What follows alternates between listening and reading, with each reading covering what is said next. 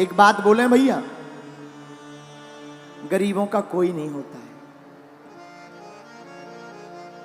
जो गरीब होते ना उनका कोई नहीं होता है। गरीबों का तो केवल और केवल श्री कृष्ण होते हैं। गरीबों के तो केवल परमात्मा। मंच पर चढ़ने भी उन्हीं को मिलता है जो अमीर होते हैं। आरती में नाम भी उन्हीं का बोला जाता है जो तो या तो नेता हो या फिर अमीर हो। सच बता रहे हैं। हाँ, गरीबों का कोई नहीं होता। और दोस्ती भी अमीरों की ही अमीरों से होती है।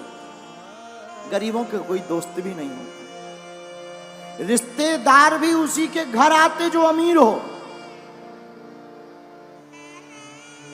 मेरे माई बाप, हम भारत के लोगों से आज कथा का अंतिम दिन है और इस कथा के माध्यम से प्रार्थना करेंगे, ग्रेटर नोएडा के पागलों, तुम अमीरों का साथ देना या ना देना, पर एक बार उनके साथ जरूर खड़े हो जाना जिनका कोई ना हो।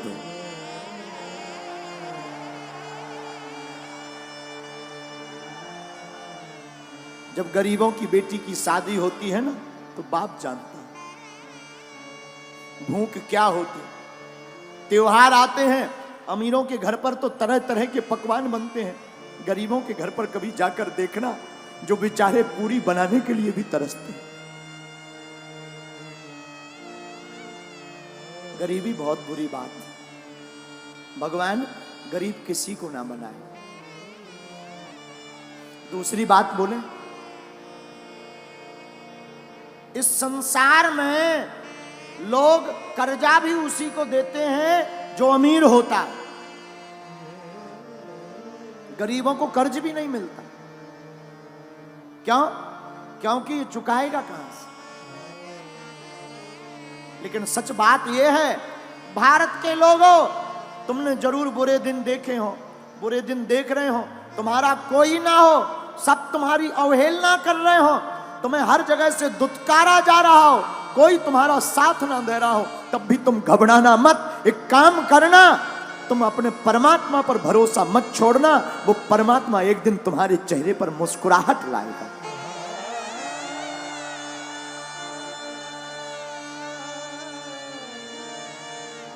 लाए। हमने अपनी जिंदगी में बहुत सहा है, बहुत सहा। अपने जीवन काल में हम जहां रहते हैं, छतरपुर जिले में हमारा गांव है गड़ा गांव। गड़ा गांव छोटा सा गांव है, अब तो ठीक है, छोटा सा गांव। पिताजी तो हमारे कुछ करते नहीं थे। हमारे जीवन का एक बाकिया है जो हमें बार बार याद आता है।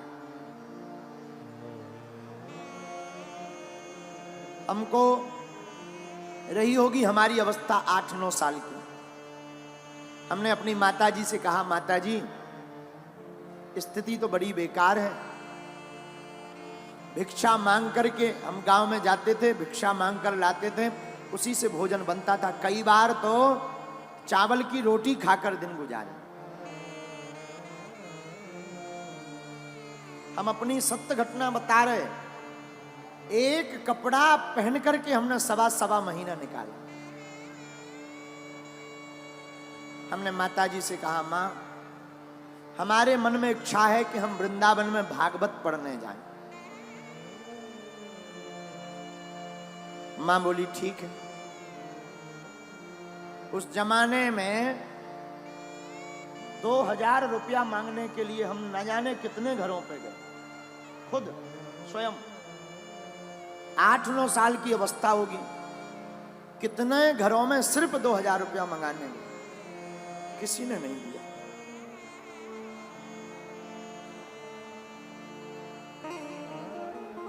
आज भी वो दिन याद आ जाते हैं।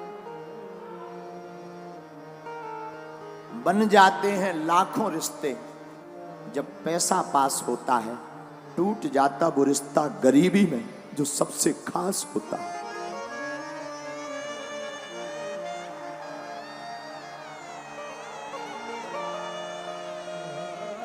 कितना भी प्रिय रिश्ता हो, अगर तुम्हारे जेब में कुछ नहीं होगा तो कोई नहीं पूछेगा।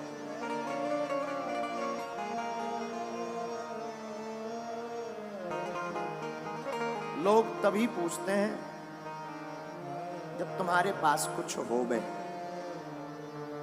हम भारत के लोगों से प्रार्थना करेंगे, अमीरों की बेटियों की शादी में तो लाखों के गिफ्ट लेकर तुम जाते हो, कभी मौका मिले तो उस गरीब मजदूर की बेटी की शादी में भी पहुंच जाना जिनके घर पर कोई नहीं जाता।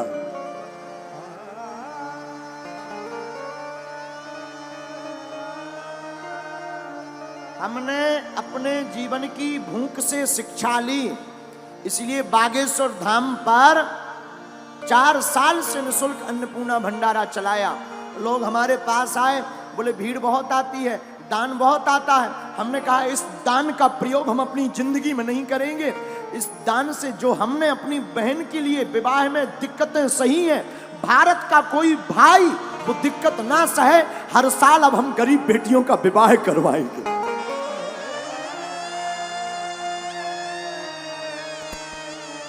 क्योंकि हमने तो सह लिया, हमने भूख भी देखी। माई बाप आज जरूर बैठकर कथा कर रहे हैं, हनुमान जी की कृपा है।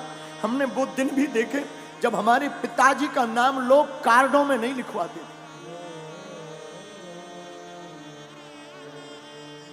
कार्ड में इसलिए नहीं लिखवाते थे कि आएंगे तो फटे कपड़े पहन करके आएंगे।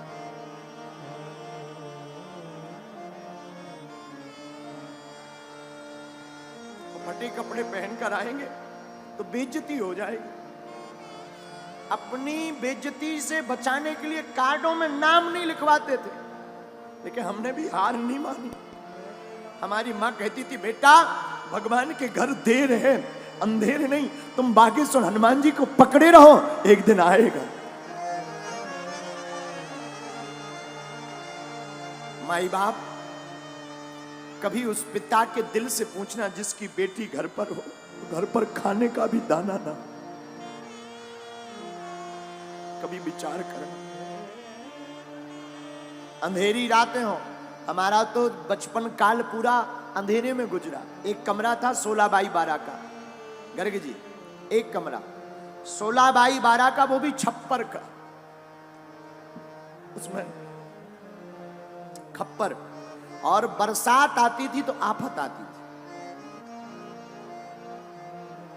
बरसात में पलंग के नीचे हमसे छोटी बहन और भाई तीनों बैठ करके बरसात को निकालते थे, क्योंकि पूरे कमरे में पानी भर जाता था।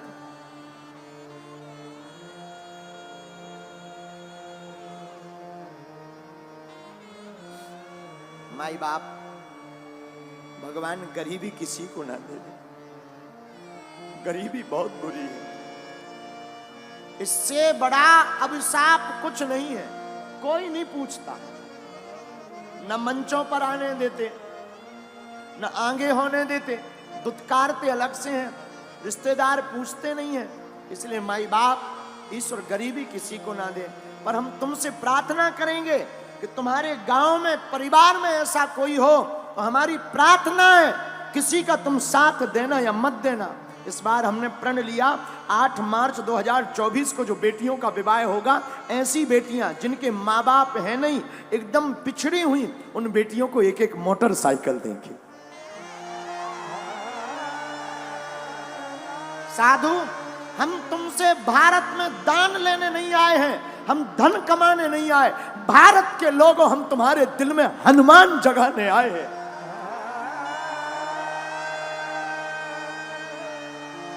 हमारा सिद्धांत सिर्फ हनुमान का है। हमारा सिद्धांत सिर्फ इतना है कि सनातन धर्म धर्म धंधा नहीं है। सनातन धर्म पूरी दुनिया का सबसे बड़ा धर्म और करुणा का धर्म है। इसलिए मेरे माई बाप, मेरे भारत के लोगों, ग्रेटर नोएडा के लोगों, तुम्हारा कोई साथ दे या ना दे, पर तुम कभी मत पीछे मुड़कर देखना, ना कभी रोना।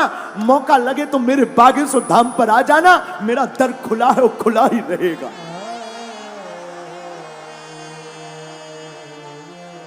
कभी मत पीछे मुड़ना, चिंता मत करना। तुम जो बीत गया सो बीत गया। हमने भी सहा, बहुत सहा, अभी अभी तक सहा।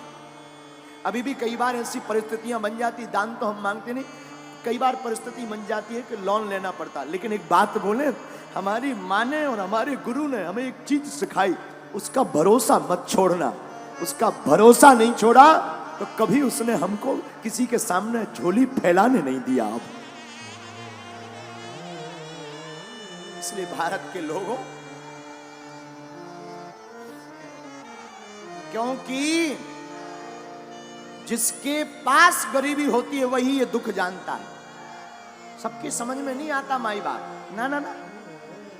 हाँ, अभी बरसात चल रही है, हमको पूर्ण याद है, अभी भी हम एक कुर्ता रखे हुए हैं अपना पुराना। वो कभी कभी हम याद कर लेते उस कुर्ता को देखकर, है तो छोटा, बहुत पुराना, हम रखे हुए हैं पर याद कर लेते हैं। माई बाप बरसात में कपड़ों की वो दुर्गंध, भीगे हुए कपड़ों की दुर्गंध। मेरे साधु, हम अपने जीवन की कथा बताकर आपको कहना ये चाह रहे कि हमारे जैसे नालायक की लाज, हमारे जैसे मूर्ख की लाज, हमारे जैसे विचित्र व्यक्ति की लाज जब बागेश्वर बालाजी ने बनाई है तो भैया तुम भी इनके चरण शरण मत छोड़ना, ये तुम्हारी भी लाज बचाएंगे।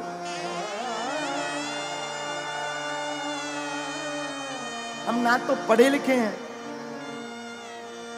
ये जो आप टीवी पर देख रहे हैं ना, ये हमारा पुराना घर है। यही वो घर है जिसमें हमने अपनी जिंदगी की शुरुआत की, जिसमें हमने अपने जिंदगी को जिया। ये घर ना आज भी कई बातों को संजो करके रखे हुए।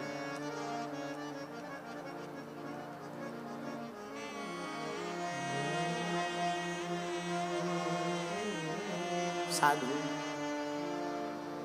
गरीब का सिर्फ और सिर्फ परमात्मा होता है, केवल राम जी हो, कोई नहीं पूछता। मुझे कौन पूछता था, तेरी बंदगी से पहले मैं खुद को ढूंढता था इस जिंदगी से पहले।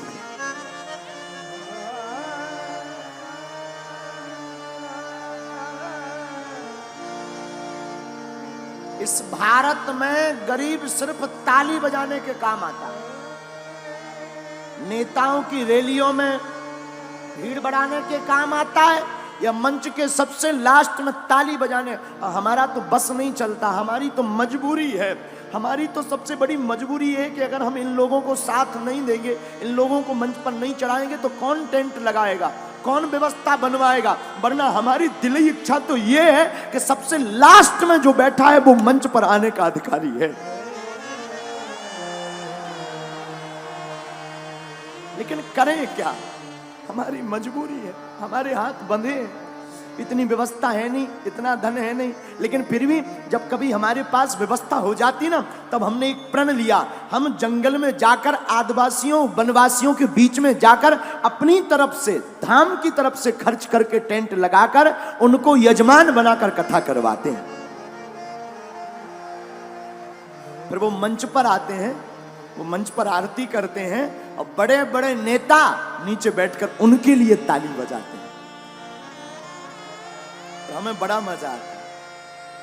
क्यों?